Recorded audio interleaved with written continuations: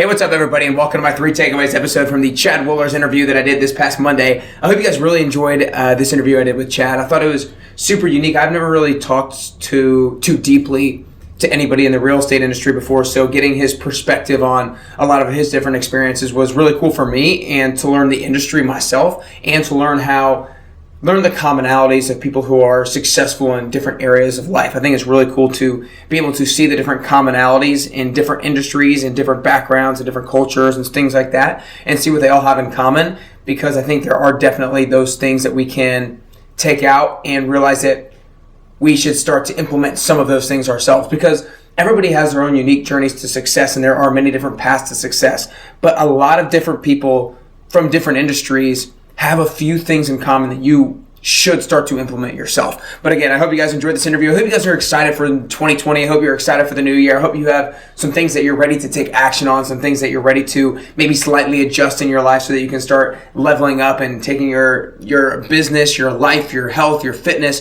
your wealth, whatever it is, your relationships to the next level. But with that being said, let's get right into my 3 takeaways. Number 1 is be around who you want to be like. And this is huge for Chad, because he said that one of the things that he did early on that was important was he surrounded himself with real estate agents that had businesses like the business that he wanted to create himself. And I think it's really important, because when we associate ourselves with people who are better than us in certain areas of our life, we start to become a little bit more like them, just simply by association. And I think that's really important, that pick an area of your life here at the beginning of 2020. Pick up one of your goals for 2020 and ask yourself, who is better than this? Who is better than me in this area of life than I am? Who can I surround myself around who is better than me in this goal that I have, so that I can start increasing the level of the chance of success that I have towards following through with this goal? I think that's really important.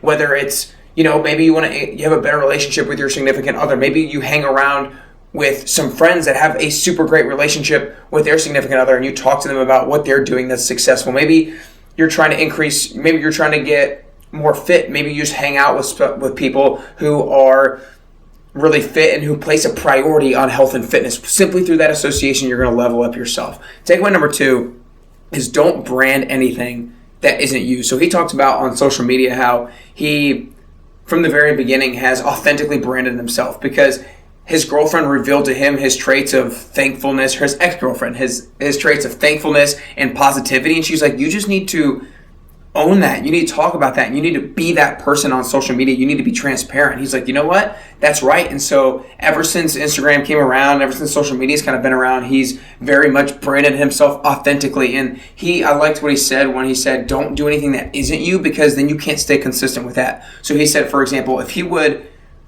post about how he's grinding on the weekends, and then if somebody asks him to go see a house on a Saturday and he can't stay consistent with that because he's going to go out and party, then he's not going to be able to stay consistent with that face that he's putting on and out for other people. So make sure that whenever you're posting on social media, that you ask yourself before you're posting, why am I posting this? Is this actually me, or is this what I want others to think is truly me? I think that's really a great action step to take from this takeaway. Takeaway number 3 is let others be your mirror. And I talked about this a little bit, and during that last takeaway is his girlfriend kind of revealed to him his traits and his superpowers, if you will, of positivity and gratefulness, or of thankfulness.